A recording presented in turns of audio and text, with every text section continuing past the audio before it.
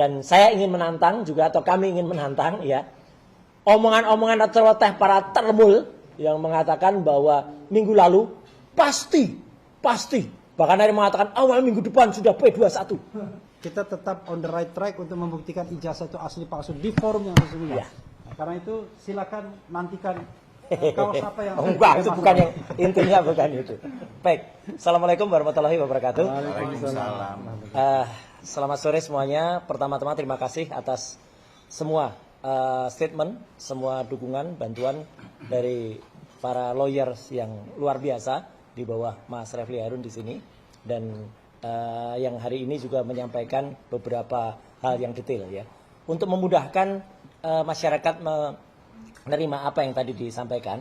Saya akan sedikit meresum sedikit apa yang dilakukan semuanya. Pertama-tama, yang tadi terakhir diterangkan oleh Pak Al-Katiri dan juga Pak Ramdan adalah perjalanan ketika saya dan Dr. Tifa itu mengajukan permohonan kepada Komisi Informasi Pusat DKI Jakarta, ya, Komisi Informasi DKI Jakarta, dan sudah muncul yang namanya Akta Registrasi Sengketa.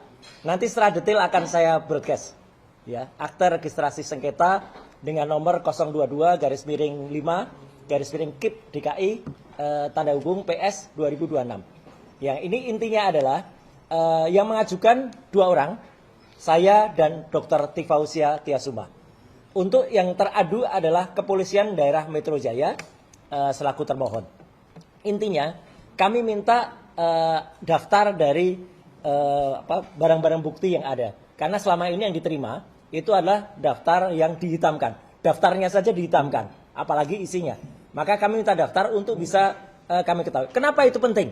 Ini sangat berhubungan dengan statement Dr. Tifa di tempat ini kemarin, ya. Jadi ini sekaligus menegaskan kita ini semua sama, ya. Baik tim TPDT, Troya, Tokham maupun juga tim dari teman-teman sebelah, ya, timnya Pak Kosinudin. Semua gerakannya adalah sama, hanya tempatnya saja yang berbeda. Dr. Tifa kemarin mengatakan yang kita pentingkan adalah 3C. Nah, sekarang saya terangkan apa itu 3C. 3C yang pertama adalah clean dokumen. Jadi apa? Yang nanti kita butuhkan adalah dokumen yang benar-benar bersih. Dokumen yang bukan dokumen yang asal diunggah. Selama ini kita percaya begitu saja bahwa dokumen yang diunggah adalah dokumen milik Dian Sandi.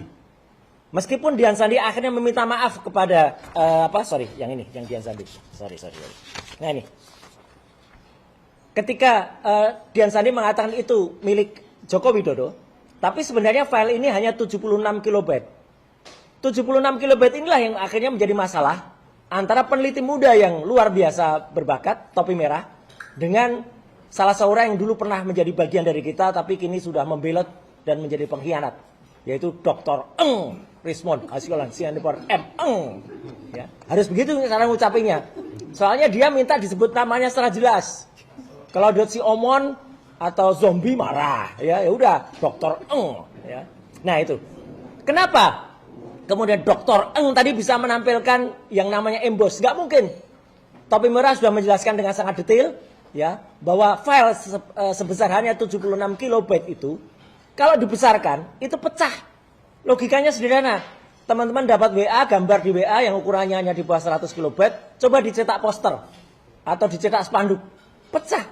Itulah makanya yang namanya emboss dan watermark yang ada di presentasinya Dr. Eng tadi palsu. Itulah makanya itu bukan clean dokumen. Ya. Jadi itu bukan clean dokumen. Yang clean dokumen adalah dokumen yang benar-benar nantinya misalnya itu disampaikan adalah yang memang berasal dari produk yang jelas. Itulah makanya dilakukan oleh Dr. Bonatua yang tadi melakukan penelitian dan melakukan buku yang akhirnya clean dokumennya tidak ada kesimpulannya. Jadi ini penting sekali ya, perlu jelas. Clean dokumennya tidak ada. Karena clean dokumen itu haruslah yang namanya fotokopi atau ijazah, dan ternyata tidak pernah dilakukan verifikasi. Artinya antara fotokopi dokumen yang ada di 3 KPU, yaitu KPU di Solo, KPU DKI Jakarta, dan KPU Pusat, itu tidak pernah dicocokkan dengan ijazah aslinya. Ini poin penting ya. Jadi intinya tadi Pak Bonatua tuh dalam penelitiannya menemukan fotokopi-fotokopi legalisasi itu di KPU tidak pernah dicocokkan dengan ijazah aslinya. Makanya tidak pernah dilakukan proses namanya verifikasi. Itu artinya Jadi artinya ketika mengiyakan ini sebagai syarat pencalonan, ijazah aslinya nggak pernah nampak, ijazah aslinya tidak pernah dihadirkan, dan itu fatal sekali. Makanya C yang pertama yang disampaikan oleh Dr. Tifa kemarin, yaitu clean dokumen itu adalah tidak benar, ya tidak pernah ada. Maka itu kita kejar. Yang kedua yang dilakukan adalah apa? Clear procedures. Prosedurnya harus detail. Teman-teman, untuk membuat ijazah nggak bisa hanya ijazah begitu aja terus dipercaya. Itulah hasil dari pasar pramuka. Ya, untuk terbit ijazah harus terbit yang namanya apa? Minimal harus terbit yang namanya skripsi. Nah ini berkali-kali kita sampaikan, skripsi milik Joko Widodo 99,9% palsu. Karena selain tidak ada lembar pengujiannya, ya lembar pengesahannya yang ditandatangani oleh Profesor Dr. Insinyur Ahmad Soemitro sudah disangsikan sendiri oleh putrinya yang namanya Aida Greenberry. Mbak Aida mengatakan tanda tangan bapaknya tidak seperti itu. Dan nama bapaknya pakai U. Dan itu ternyata tidak hanya Aida Greenberry. Saya mendapatkan lembar, ini eksklusif, dari University of Minnesota. Jadi University of Minnesota menyatakan nama yang benar dari Dr. Ahmad Sumitro adalah Ahmad Sumitro, pakai U. Bukan pakai OE. Jelas banget daftarnya ada di sini. Ini kemarin saya broadcast ini. Ya, lembar ini. Ya, jadi artinya apa teman-teman? Dalam clear prosedur, ternyata dokumen yang disebut-sebut ijazah itu tidak clear. Prosedurnya tidak jelas. Kita tidak mau menerima yang tidak jelas, apalagi pada saat gelar perkara di Bareskrim waktu itu tanggal 22 Mei, semua dokumen yang muncul itu sarjana muda. Ini bukan ijazah sarjana muda. Ini harusnya ijazah sarjana, tapi yang dikeluarkan oleh Bareskrim itu sarjana muda semuanya. Nah, jadi kan konyol apa yang terjadi. Saya berikutnya adalah credible witnesses. Jadi apakah saksi yang kemudian nanti dihadirkan, kalau nanti harus, apakah orang dihadirkan itu benar? Makanya kita mendesak, polisi sebelum menghadirkan saksi di persidangan, panggil dulu saksi-saksi yang kita sebut dalam, yang kemarin dilaporkan oleh Pak Rustam, dilaporkan oleh Pak Rizal Fadila di Bareskrim. Kan nama-nama sudah muncul terus itu, ya kan? Apakah itu Pak Bitor, selaku yang mengungkap nama, terus ada nama Eko, ada nama Pak Iman, ya, ada nama Pramono dan lain sebagainya, ya. Itu semua harus dipanggil nama-nama itu. Itu jelas menunjukkan pasar pramuka. Apalagi tadi penelitian Pak Dr. Bonatua sempat juga meneliti ketika pasar pramuka sebelum terbakar. Jadi teman-teman semua, 3C yang kemudian disampaikan oleh Dr. Tifa kemarin itu adalah hasil pemikiran kita sejalan dengan apa yang kita lakukan semua ini. Makanya secara detail Pak Dr. Bonatua meneliti soal ijazah yang ternyata tidak pernah ada, kemudian dari KIP Pak Al-Katiri dan teman-teman mengejar ke sana, ya, Pak Al-Katiri dan Pak Ramdan, Pak Dr. Bonatua dengan Pak Komarudin, kemudian di CLS kita gugat yang namanya prosedur, karena itu penting banget menggugat prosedur di CLS, karena seperti tadi yang disampaikan Mas Refli dan juga Pak Dr. Didit, ya, Polda Metro Jaya telah menyisipkan pasal-pasal yang paling fatal adalah pasal 32 dan 35.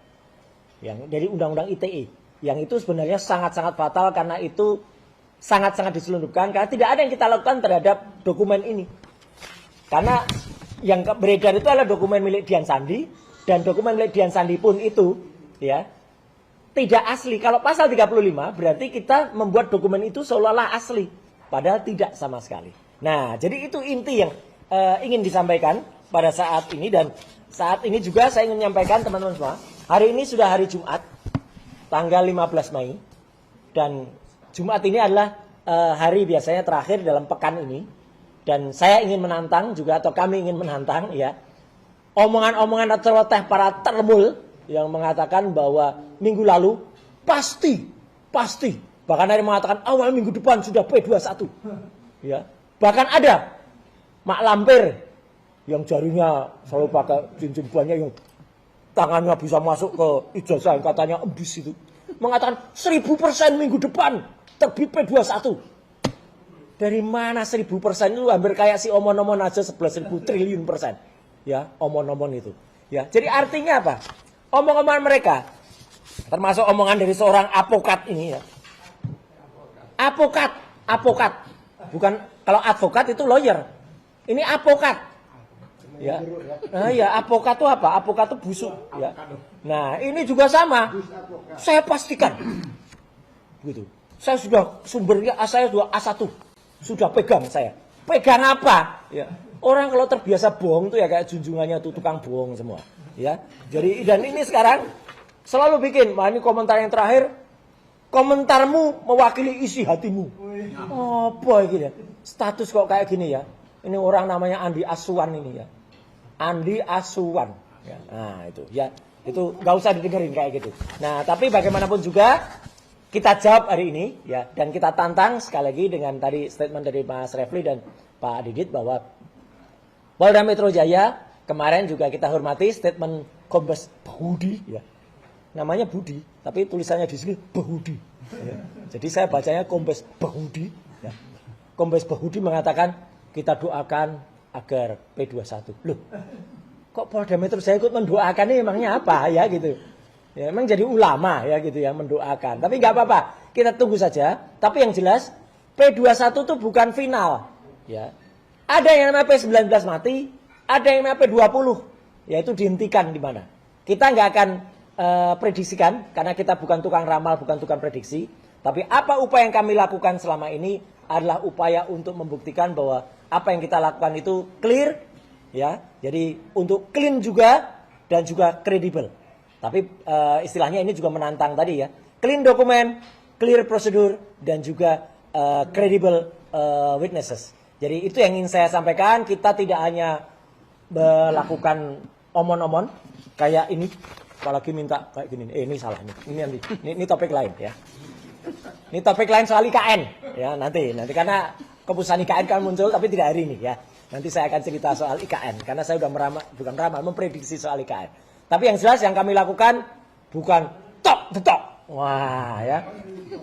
Ini talk the talk tuh di kaos ini loh. Ini talk the talk nih.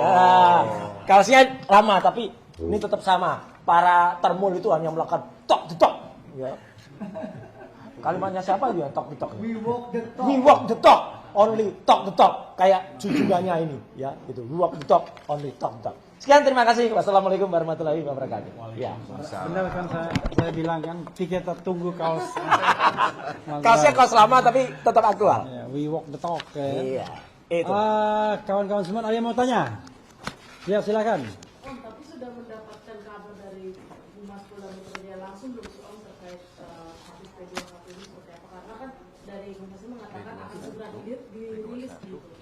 Dia bertanya karena takutnya tidak masuk ya. Ya. Bertanya apakah sudah mendapatkan informasi dari Humas Polda Metro Jaya? P21 itu dari Polda atau dari mana? Ya, Karena itu. kata Humas Berdoa. ya, kalau ada P21 nanti langsung segera dikasih tahu. Nah, Pasti dia berdoa. oke, silakan. Oh, kalau pemberitahuan ya nggak ada, ya kan? P21 itu nanti tuh urusan Pak kejaksaan Didit, Pak, jawab. tinggi DKI ya.